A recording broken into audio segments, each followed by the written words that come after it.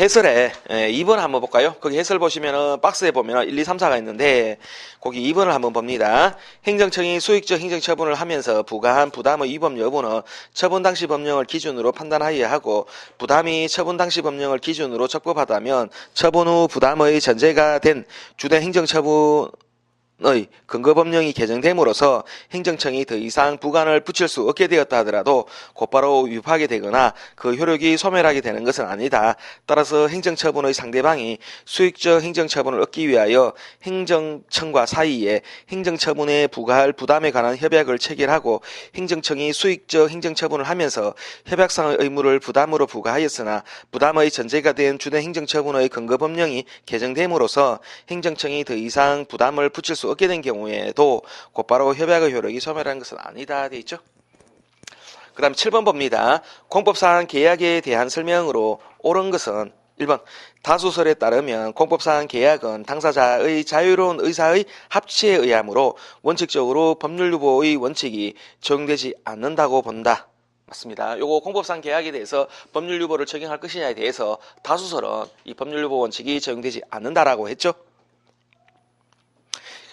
그래서 1번 질문은 맞습니다. 2번 공법사항 계약은 행정주체와 사인 간에만 체결 가능하며 행정주체 상호 간에는 공법사항 계약이 성립할 수 없다 되어 있는데 공법사항 계약은 행정주체 상호 간, 행정주체와 사인, 그 다음에 사인과 사인, 이때 사인 중 일부는 다른 일방 당사자는 공무수탁 사인을 말한다라고 했습니다. 그래서 2번 질문도 맞죠? 요 공법사항 계약 요 문제도 이번 11월, 12월 아니면 1월, 2월 뭐 정확하게는 모르겠는데 다뤘습니다. 다 요 내용도. 3번 그래서 요거 2번 질문은 틀렸네요. 3번 대법원은 구, 농어촌 등 보건 의료를 위한 특별조치법 및 관계법령에 따른 전문직 공무원인 공중보건의사 채용계약 해지 의사표시는 일반 공무원에 대한 징계처분과 같은 성격을 가지며 따라서 항고소송의 대상이 된다고 본다 돼 있는데 이 채용계약 해지 의사표시, 공중보건의사 채용계약 해지 의사표시는 요거 당사소송의 대상이 된다라고 했죠. 그 다음에 4번 현행 행정절차법은 공법사항 계약에 대한 규정을 두고 있다 돼 있는데 처신예예지 해가지고 처분, 신고, 행정상 입법예고, 행정예고 그 다음에 행정지도만 규정하고 있고 공법상 계약은 규정하고 있지 않죠. 그래서 1번으로 하겠습니다. 8번 한번 보도록 하겠습니다. 불확정 개념과 판단 여지 및 기속 행위와 재량 행위에 대한 설명으로 옳지 않은 것은 1번 판단 여지를 긍정하는 학설은 그 판단 여지는 법률효과 선택의 문제이고 재량은 법률효과에 대한 인식의 문제라는 점, 양자는 그 인정 근거와 내용을 달리하는 점에서 그 구별을 하는 것이 타당하다 되어 있는데 여기서 판단 여지를 긍정하는 학설은 이 효과 재량설의 입장입니다.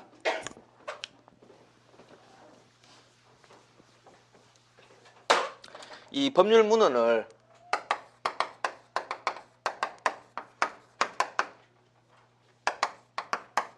이 요건 규정과 효과 규정으로 나눌 때 요 요건 부분에 재량이 있다는 것이 요건 재량설이고 요 효과 부분에 재량이 있다는 것이 효과 재량설입니다. 이 요건 재량설에서는 이 요건 부분에 불확정 개념이 사용되더라도 이 요건 부분에 재량이 있다라고 보기 때문에 이 불확정 개념이 사용되더라도 재량의 문제로 봅니다. 근데 효과 재량설은 이 법률 효과 부분에 재량이 있다라고 보기 때문에 이 요건 부분에 이 불확정 개념이 사용되더라도 원칙적으로 법률 문헌이기 때문에 사법심사의 대상이 됩니다. 법률을 누가 해석하죠? 법원에서 해석을 합니다. 법원에서. 그러다 보니까 이 불확정 개념이 사용될 때 법원에서 이 법률 해석해야 되죠. 왜? 법률 해석권은 법원의 전속적인 권한이기 때문에. 그래서 법률을 해석한다는 것은 결국 사법심사의 대상이 된다는 겁니다. 그래서 사법심사의 대상이 되는데 요 효과 부분에 효과 재량설 입장에서는 법률 효과 부분에 재량이 있다라고 하기 때문에 요 재량이라는 것과 구별하기 위해서 요 불확정 개념을 판단 여지라고 한다라고 했습니다. 판단 여지라고. 이 판단 여지를 받아들이는 이론을 판단 여지론이라고 합니다. 그래서 원칙적으로 이 요건 부분에 불확정 개념이 사용되더라도 전면적으로 원칙적으로는 전부 다 사법심사의 대상이 되는데 일정한 경우 이 불확정 개념과 관련해 가지고 공무원 뭐 적격심사라든지 아니면 면접 전형에서 이 행정처의 판단에 대해 가지고 사법부가 존중하는 것, 즉 일정한 영역에 대해서는 사법심사의 대상에서 배제하는 것이 판단여지론의 핵심입니다. 그래서 1번 지문 다시 한번 보도록 하겠습니다. 판단여지를 긍정하는 학설은 판단여지는 법률효과 선택의 문제이고 이건 재량이 법률효과 선택의 문제죠. 그 다음에 재량은 법률요건에 대한 인식의 문제라는 점 되어 있는데 이 판단여지가 법률요건에 대한 인식의 문제죠. 그래서 여기 판단여지하고 재량 들어갈 위치가 바뀌었습니다. 그래서 1번 지문은 틀렸고 2번 대법원은 재량 행위에 대한 사법심사를 하는 경우에 법원은 행정청의 재량에 기한 공익 판단의 여지를 감안하여 독자적인 판단을 하여 결론을 도출하지 않고 당해 처분이 재량권의 일탈남용에 해당하는지의 여부만을 심사하여야 한다고 한다 돼 있는데 맞습니다. 우리가 기속행위의 경우에는 행정청의 판단하고 법원의 결론하고 요거 이익형량해서 비례원칙의 적합 여부를 따집니다. 따지는데 재량행위의 경우에는 법원이 일정한 결론을 도출하지 않고 재량권 일탈남용 여부를 바로 판단한다라고 했죠. 그래서 2번 지문 맞습니다. 3번 대법원은 처분을 할 것인지 여부와 처분의 정도에 관하여 재량이 인정되는 과징금 납부 명령에 대하여 그 명령이 재량권을 일탈하였을 경우 법원으로서는 재량권을 일탈 여부만 판단할 수 있을 뿐이지 재량권의 범위 내에서 어느 정도 적정한 것인지에 관하여 판단할 수 없어 그 전부를 취소할 수밖에 없고 법원이 적정하다고 인정하는 부분을 초과한 부분만 취소할 수는 없다고 한다. 맞습니다. 그래서 이 재량행위의 경우에는 이 법원이 일정한 결론을 도출할 수 없기 때문에 이 재량을 초과하는 부분에 대해서만 취소할 수는 없고 전부 취소해야 됩니다. 재량권 일탈 남용이 있는 경우에 기속행위의 경우에는 일정한 그 법적 판단이 가능하기 때문에 행정청이 판단한 부분하고 그다음 법원이 판단한 부분과 관련해서 행정청의 판단이 법원이 판단한 부분을 초과하는 경우에는 그 초과한 부분만을 취소할 수가 있는 겁니다. 있지만 재량행위의 경우에는 법원이 일정한 결론을 도출할 수 없기 때문에 전부 취소합니다. 그래서 3번 질문 맞고 4번 다수설에 따르면 불확정 개념의 해석은 법적 문제이기 때문에 일반적으로 전면적인 사법심사의 대상이 되고 특정한 사실관계와 관련하여서는 원칙적으로 일의적 해석만이 가능하다고 본다. 맞습니다. 그래서 아까 이야기했죠. 요 법률 문헌은 요건하고 효과로 규정이 됐는데 이 효과 재량설에 의하면 요 효과 부분에 재량이 있기 때문에 요 요건 부분의 불확정 개념, 요건 부분은 법률 문헌이기 때문에 법률 해석권은 법원의 심사 대상이 되는 겁니다. 그래서 여기 불확정 개념에 요건 규정에 불확정 개념이 사용되더라도 법률 해석권은 법원에 있기 때문에 이 법원의 사법 심사의 대상이 되는데 일정한 경우 아까 공무원 적격 심사라든지 면접 과 같은 일정한 영역에 대해서는 행정청의 판단을 존중해서 사법심사를 배제합니다. 이걸 판단여지라고 한다라고 했죠. 그래서 4번 지문을 다시 보면 다수설에 따르면 불확정 개념의 해석은 법적 문제이기 때문에 법적 문제 맞죠? 법적 문제이기 때문에 일반적으로 전면적인 사법심사의 대상이 되고 특정한 사실관계에 관하여 원칙적으로 일의적 해석만이 가능하다고 한다. 특정한 사실관계 여기에 대해서 불확정 개념을 해석할 때 법원이 기본적으로 일의적 해석을 합니다. 일의적 해석을 누가 하느냐? 법원이 하는 겁니다. 법원이.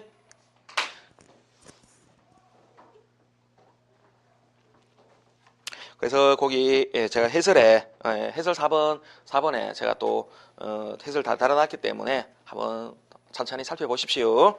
그 다음 9번에 행정입법에 대한 판례 입장으로 옳지 않은 것은 헌법재판소는 대법원 규칙인 구법무사법 시행규칙에 대해 법규명령이 별도의 집행행위를 기다리지 않고 직접 기본권을 침해하는 것인데 헌법 제107조 2항의 명령규칙에 대한 대법원의 최종심사권에도 불구하고 헌법소원의 대상이 된다고 한다 되어 있는데 이것도 역시 많이 수업 시간에 했습니다. 그래서 요 그림을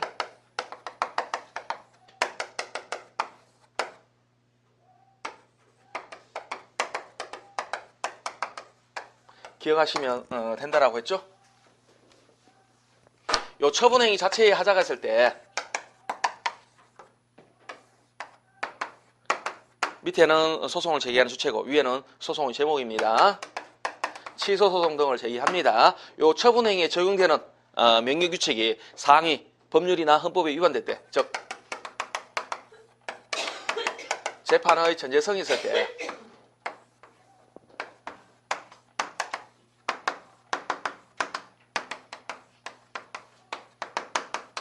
위헌 위법 명령규칙 심사가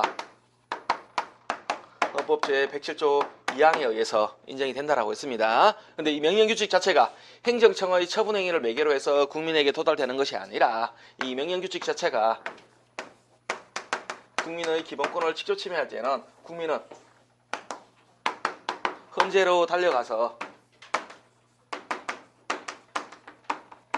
헌법 소원을 제기할 수 있습니다. 법무사법 시행규칙은 요 3번을 요거 설명하는 거죠. 법무사법 시행규칙 자체가 국민의 지급 수행의 자유를 바로 침해하는 경우에는 헌재로 달려가서 헌법 소원을 제기할 수 있다라고 했습니다. 그래서 1번 질문 맞고 2번 대법원은 구여객자동차 운수사업법 시행규칙 제31조 2항 1호, 2호, 6호는 구여객자동차 운수사업법 11조 사항의 위임에 따라 시외버스 운송사업의 사업계획 변경에 관한 절차, 인가기준 등을 구체적으로 규정한 것으로 행정청 내부의 사무처리 준칙을 규정한 행정규칙에 불과하다고 할 수는 없다고 했다 돼 있는데, 이 법규명령 형식의 행정규칙과 관련해서 이게 불형인 경우에 불형으로 제재적 처분 기준을 정한 경우에는 행정규칙으로 보고, 불형으로 이 특허 인가 기준을 정한 경우에는 법규명령으로 본다라고 했습니다. 그렇죠? 그래서 여기 지금 그 여객자동차 운수사업법 시행규칙 불형이죠. 불형으로 지금 그 특허 인가 기준을 정한 거죠. 왜냐하니까 시외버스 운송 사업이 특허입니다.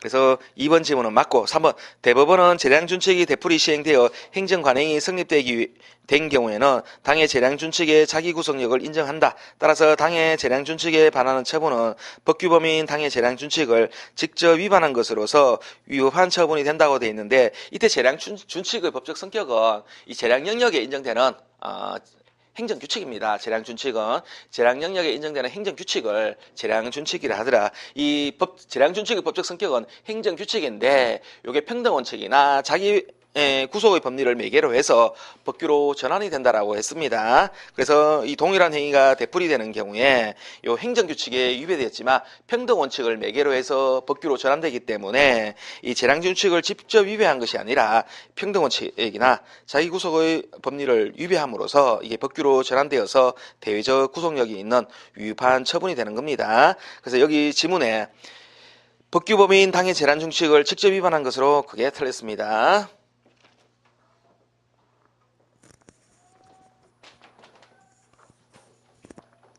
그래서 이 재량준칙이 간접적으로 대외적 구속력이 인정되는 거죠.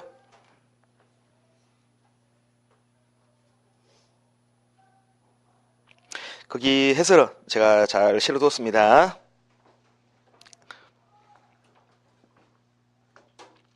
그 다음에 4번 한번 봅니다. 요 3번도 역시 아마 제 판례집에 있습니다. 4번 헌법재판소는 법률이 일정한 사항을 행정규칙에 위임하더라도 그 위임은 전문적 기술적 사항이나 경미한 사항으로서 업무의 성질 사항 위임이 불가피한 사항에 한정된다고 한다. 맞습니다. 요 지금 전문적 기술적 사항이나 경미한 사항으로서 업무의 성질이 불가피한 사항에 대해서 이 법령 보충 규칙이 인정된다는 거죠. 요 행정규제기본법 4조 2항 조문 내용이 법령 보충 규칙의 그 근거가 됩니다. 그래서 요 4번 지문 맞습니다. 그 다음에 10번 봅니다. 행정벌에 대한 설명으로 옳은 것은 1번 종업원 등의 범죄 행위에 대해 법인에게 어떤 잘못이 있는지를 전혀 묻지 않고 곧바로 그 종업원 등을 고용한 법인에게도 종업원 등에 대한 처벌 조항에 규정된 벌금형을 과하도록 규정한 것은 책임주의에 반한다 되어 있는데 맞습니다. 이걸 양벌 규정이라고 하죠.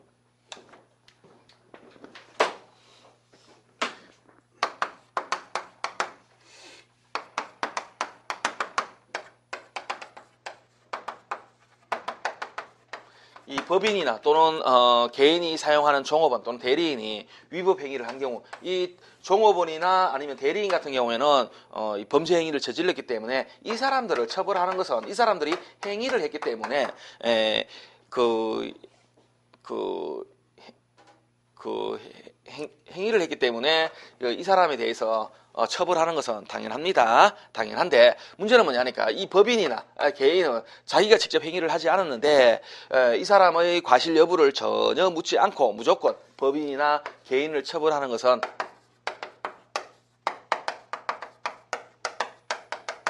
행위책임주의에 이게 위반이 됩니다. 행위책임주의라는 것은 행위를 한 사람이 책임을 지는 것을 말합니다. 그래서 이 법인이 이 주의 의무, 평소에 감시감독 의무를 다 열심히 했음에도 불구하고 이 종업원이나 대리인이 나쁜 짓을 했다는 이유만으로 무조건 법인 개인에게도 그 책임을 묻는 것은 요거 행위책임주의 또는 개인 책임주의 원칙에 위반이 된다는 것이 우리 헌재의 태도죠. 그래서 우리 헌재가 많은 양벌 규정에 대해서 전부 다 헌법 불합치 결정을 내렸습니다. 그래서 지금은 선임감독사의 주의 의무를 결한 경우에 한해 가지고 법인이나 개인에게 책임을 묻도록 다 법령이 개정이 되었죠. 그래서 1번 지문은 맞고 2번 행정벌과 이행강제금은 장래 의무의 이행을 강제하기 위한 제재로서 직접적으로 행정작용의 실효성을 확보하기 위한 수단이라는 점에서 동일하다 되어 있는데 여기서 그 행정벌과 이행강제금은 장래 의무의 이행을 강제하기 위한 제재로서 이게 틀린 겁니다. 행정벌은 과거 의무 위반에 대한 제재라고 했죠. 그 다음에 이행강제금은 장래 의무 이행 확보를 위해서 부과하는 것이라고 했죠. 그래서 이 행정벌과 이행강제금은 성격이 다릅니다. 그런데 동일하다라고 봤기 때문에 틀렸죠. 그 다음에 3번 질서위반행위 규제법상 개인의 대리인이 업무에 관하여 그 개인에게 부과된 법률사항 의무를 위반한 때에는 행위자인 대리인에게 과태료를 부과한다 돼 있는데 여기 보면은 행위자인 대리인은 당연히 처벌받는 거고 여기서 문제가 된 것이 이 개인도 처벌한다라고 질서위반행위 규제법에 나와 있죠. 그래서 요 3번 지문이 틀렸습니다. 다시 한번 보시면 질서위반 행위 규제법상 개인의 대리인이 업무에 관하여 그 개인에게 부과된 법률사항 의무를 위반한 때 그 행위자인 대리인에게 과태료를 부과한다 돼 있는데 이때 그 개인에게 부과된 법률사항 의무를 위반한 때 그 개인에게 과태료를 부과하는 거죠. 그래서 3번 지문은 틀렸고 4번 일반 형사소송 절차의 앞선 절차로서 통고처분은 그 자체로 상대방에게 금전 납부 의무를 부과하는 행위로서 항고소송의 대상이 된다 돼 있는데 이 통고처분 자체는 이 처분이 있고 나면 일정 기간 내에 범칙금을 납부해야 됩니다. 그 납부 기간 내에 범칙금을 납부하지 않으면 통고처분의 효력은 상실되죠. 소멸됩니다. 소멸돼 버리기 때문에 항고소송의 대상이 되는 처분으로 볼 수가 없는 겁니다. 그래서 항고소송의 대상이 된다. X 4번 지문 틀렸네요. 10번에 1번을 정답으로 하고 11번 봅니다. 공공기관의 정보공개에 관한 법률에 따른 정보공개에 대한 설명으로 옳지 않은 것은 1번 공공기관은 정보공개의 청구를 받으면 그 청구를 받은 날로부터 10일 이내에 공개 여부를 결정하여야 하나 부득이한 사유로 이 기간 이내에 공개 여부를 결정할 수 없는 때에는 그 기간이 끝나는 날의 다음 날로부터 기산하여 10일의 범위에서 공개 여부 결정 기간을 연장할 수 있다. 맞습니다. 요거 11조의 규정이 있죠. 그 다음에 2번 모든 국민은 정보의 공개를 청구할 권리를 가진다고 규정하고 있고 여기의 국민에는 자연인과 법인이 포함되지만 권리 능력 없는 사단은 포함되지 않는다 돼 있는데 다 포함됩니다. 모든 국민을 의미하죠. 자연인, 법인, 권리 능력 없는 사단법인, 재단법인 다 포함됩니다.